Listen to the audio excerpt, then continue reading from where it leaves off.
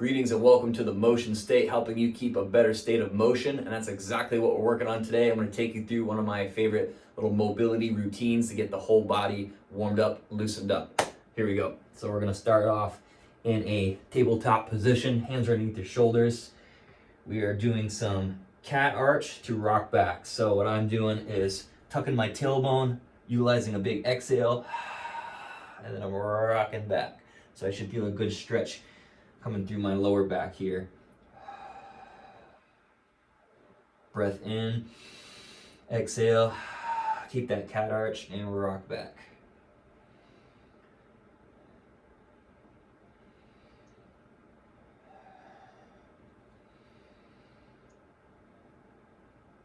Good.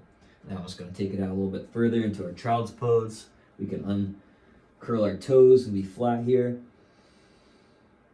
Big breath in, try to really elongate that breath, that inhale.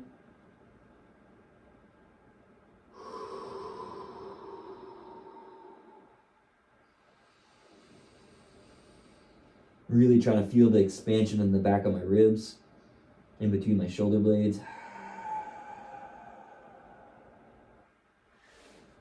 Good, now I'm gonna come back up to tabletop, lift my knees in a little downward dog, a nice deep back line, our fascial line, get the calves, get the hamstrings, that posterior chain. I like to walk the dog in my little downward dog here, so I'm dropping one knee at a time, kind of shifting my hips. I can walk my hands in a little bit more. Really trying to drop the heels down and sink my chest towards my my knee or my thigh as I'm going back and forth here. Good. Now I'm going to walk it out, kind of do the opposite, walk my feet out a little bit and get that front line into an up dog or cobra position. And that's too much on your spine, you can come down. If you're really stiff for doing this first thing in the morning, you can start off with a Sphinx pose to modify here, kind of curling up one at a time, keeping your pelvis down. I'm getting some much more activation in my lats this way, but I do feel a bigger stretch when I come up. Again, really slow, especially if you're new to these movements. Take them slow. And then I'm gonna come right back to that child's pose, kind of reverse that out into those rock backs. I come forward, I kind of cat arch, and I rock back. Kind of holding core tension as I rock back.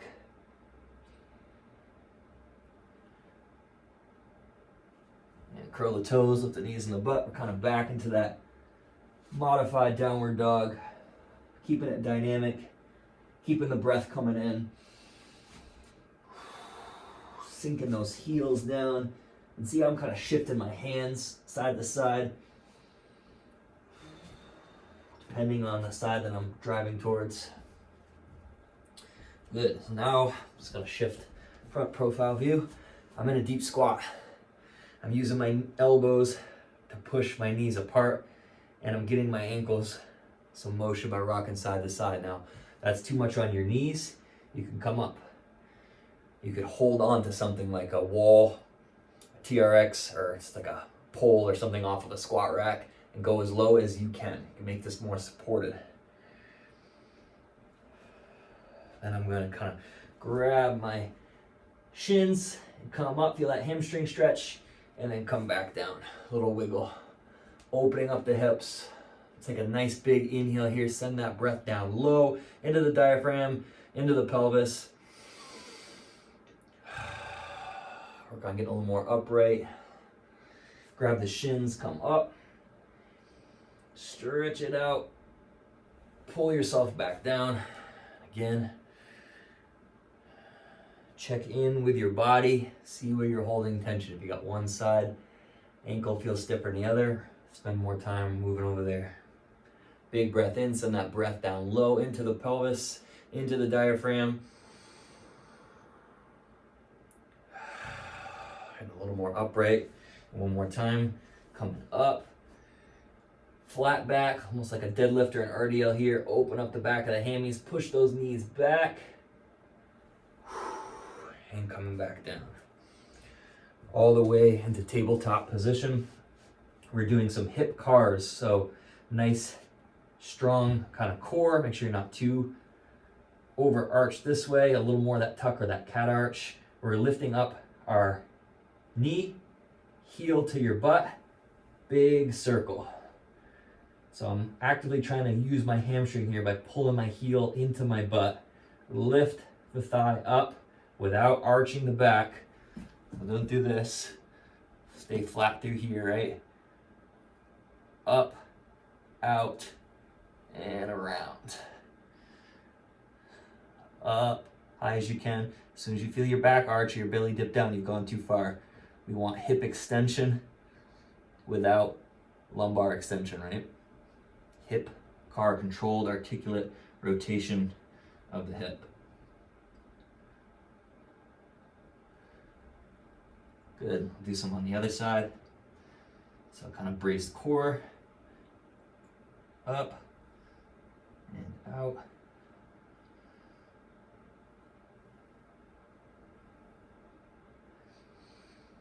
Breathing. What I kind of imagine here is my kneecap is the tip of a pencil or a marker, and I'm trying to draw the biggest circle possible with my knee. So almost like my knees being pulled back away, and then really big outer circle as I take that knee up and around, access new range of motion. These are controlled and slow articulate rotations. Hip cars. Whew. Good. So the next one, and we're gonna get kind of the inside a little bit. Adductor rock back, pick one leg, stick it out to the side. You can be on your toes here of this back leg, or if you can, turn your ankle out. That one requires a little bit more mobility, but whatever's comfortable. And we're just rocking back. Again, all of these, this is a dynamic warm-up mobility routine. So we do want movement and we want breath. Breath and movement coming in with everything. And come down to your forearms. You can even take this other leg out a little bit more, like a frog stretch. That helps me kind of turn out the toe and the foot there. I do want to do like a little PNF or a contraction with this one. So as we sink back, feel about a 5 out of 10. And then I want you to push that foot and ankle through the ground there. 3, 2, 1. So you can go a little bit further. Let's do that one again. Sink back a little bit further than you did before. Maybe about a 6 out of 10 now. Push that foot and ankle through the ground. 5, 4, 3, 2, 1. Sink back a little further. Nice. Let's close it up. Back through there. Get the other side. Breathe. Again, you can stay on your hands. You can come down your forearms. Don't push it too hard, too fast. Move slow.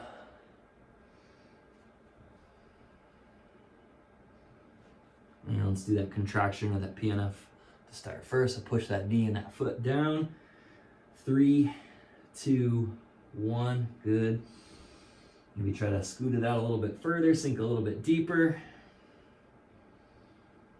And let's do a second one. Push that knee, foot down.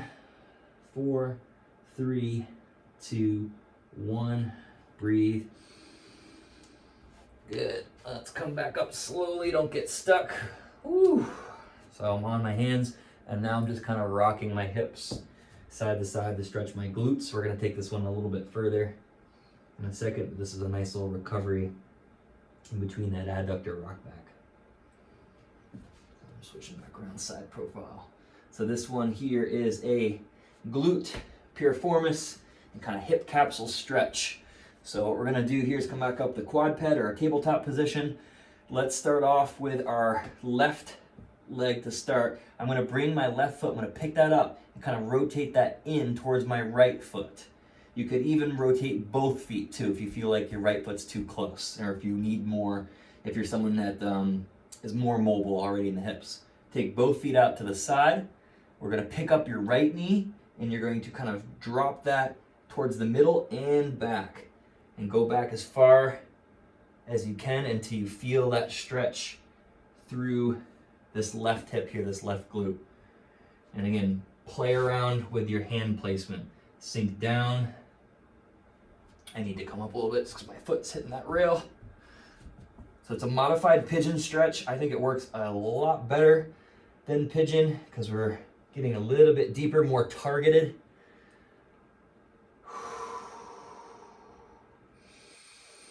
Breathing here. Little ranges of motion. Again, play around with this. You might not feel it much. If you do have stiff hips, you're probably going to feel this one. This is a great hip opener.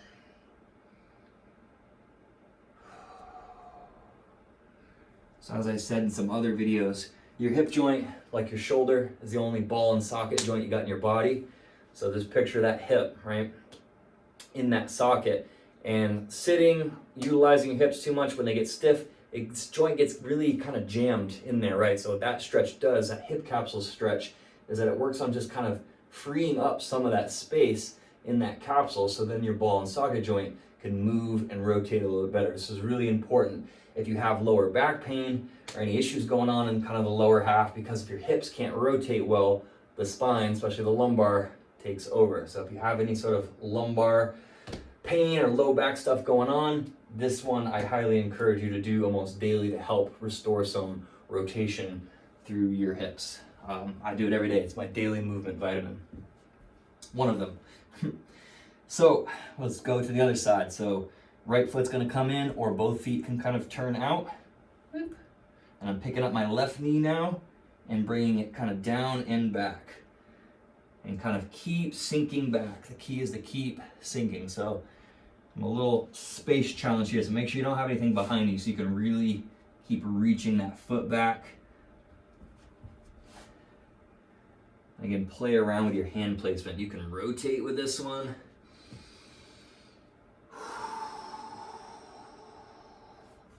I do like kind of keeping this one somewhat dynamic, so a little bit of movement. One thing I didn't note on the other side is you want to try to stay really elongated through the spine. So if you're curling down, you're not going to feel it as much. But if we're kind of almost extending through our thoracic spine, our mid back and our upper back, and then kind of almost kind of rotating towards that knee, lift your chin even. Again, really think elongating everything here. Butt back, heart open. That's good stuff. And then we're going to come back up from that one. And I just like to kind of take that into that little glute rock, side to side there. Okay, so a lot for the lower half. We're kind of moving up. We did a little bit with that thoracic extension here. We're going to do kind of a modified world's greatest stretch through here. Open up the hip flexor and get into the T-spine. So I got my hands right to the inside. My right foot is forward. Probably seen this one before. We can first drop this inside elbow, so my right elbow is going down. It's a great one for squat depth here. Don't let your foot, don't lose your toes. Keep your foot flat. Don't let your knee flare out too much.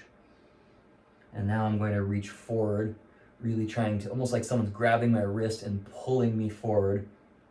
And then I'm going to turn, keep my eyes up on my hand all the way up. I'm not flopping my shoulder back. I'm pretending my arm and my upper half, my trunk, are one unit rotating. I'm utilizing pressing my palm and my thumb through the floor as I really try to, again, elongate through both arms. Bottom arms at 6, top arms at 12 o'clock. Nice.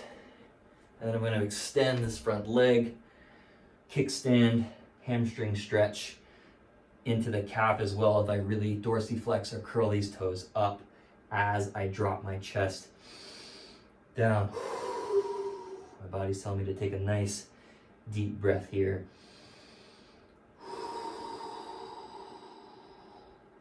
So you can repeat that one again if you like on this side. I'm going to get right into that other side. So opening up, both hands to the inside of your foot. We're sliding that elbow down. breathing. And we're gonna reach that arm forward like someone's pulling your wrist away from your body, elongating, and then we're turning again. We're one unit. I see this one kind of not done well when your arm just flops back. You see that's mostly just shoulder going back there. We want the whole thoracic spine to come along with the arm. Big windmill. Reaching for the ceiling, pressing your thumb and your palm through the floor. Breathing into your ribs. Extending back.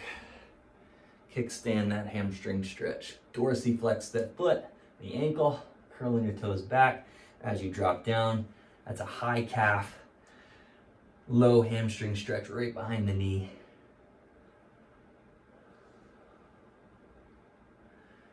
Good. So come back to that first side. One thing we can do, so keep the knee down. If you want more of a hip flexor stretch, go slightly to the side here, is we can lift that knee up. And we can even just hold there. This is also known as long lizard. I'm really trying to extend my knee back. I really like to breathe on this one because our diaphragm is so close to those upper attachments of the psoas, the main hip flexor. Similar fascial lines there. So if we breathe in and utilize expanding our diaphragm, we're also going to get a better stretch through the fascia, around the hip flexor area. And then you can repeat that same sequence. Drop the elbow and rotate. I did want to show you that one. To open up the hip. Again, really try to think, extend the knee back. So you're utilizing your glutes here to do this. This isn't just mindless stretching. This is activation as well, because I'm pushing my knee back. I'm feeling that glute contract in order to hold me there. I'm breathing, I'm sending that air low, I'm filling that glass of water slowly. Expanding the ribs, expanding the diaphragm. Drop the elbow, reaching forward, rotating up.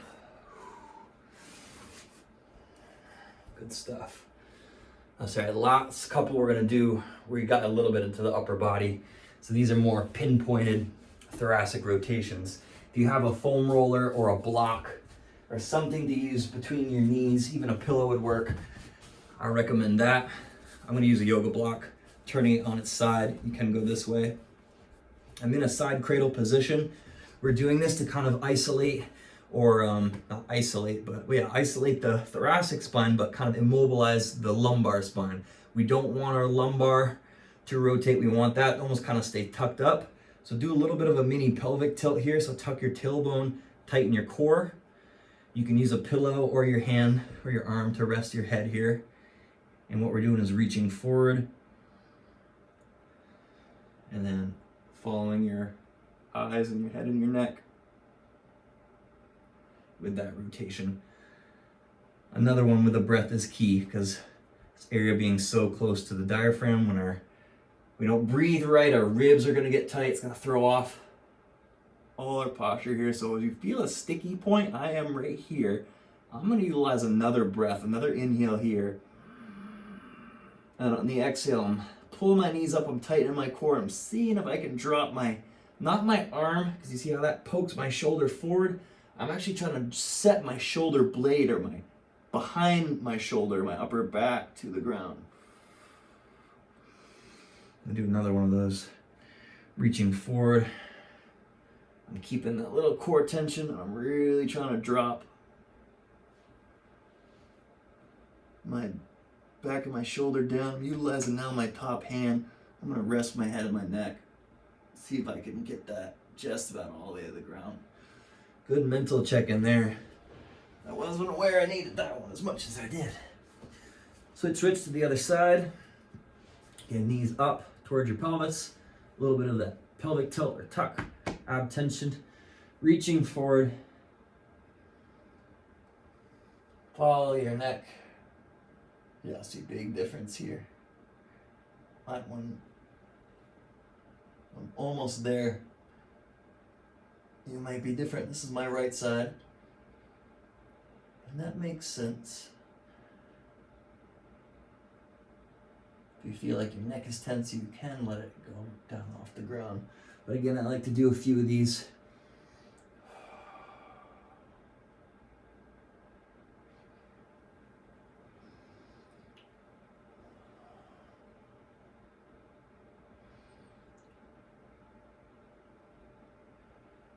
Good stuff.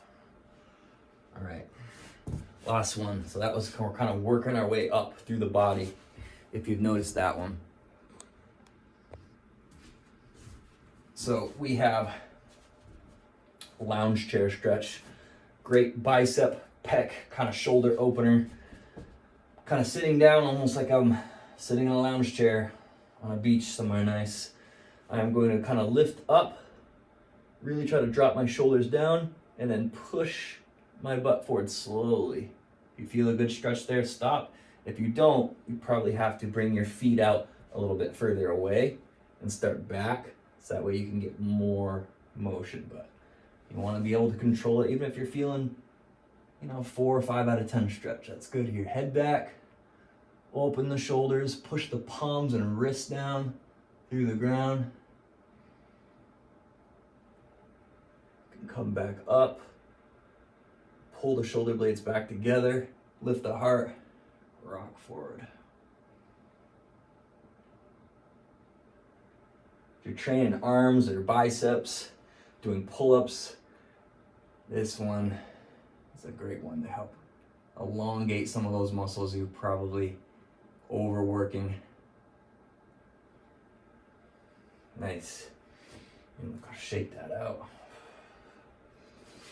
All right, that is the end of our mobility warm-up. Hope you're feeling good. Hope you're feeling ready to go, ready to move. Do this again tomorrow. See you next time.